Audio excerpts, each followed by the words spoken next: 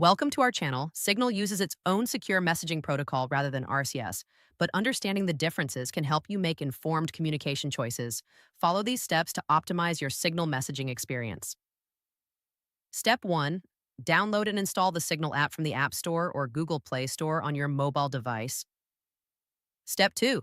Open Signal and grant the necessary permissions for contacts, notifications, and phone access when prompted. Step 3.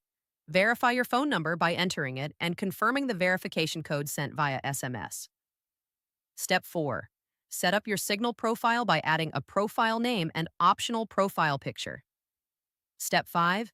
Allow Signal to scan your contacts to find other Signal users you can message securely. Step 6. Start a new conversation by tapping the Compose button and selecting a contact from your Signal connections. Step 7. Explore Signal's security features such as disappearing messages, screen security, and registration lock in the settings. Step 8. Enable notification settings to receive alerts for new messages while maintaining your privacy preferences. Don't forget to like this video and subscribe to our channel.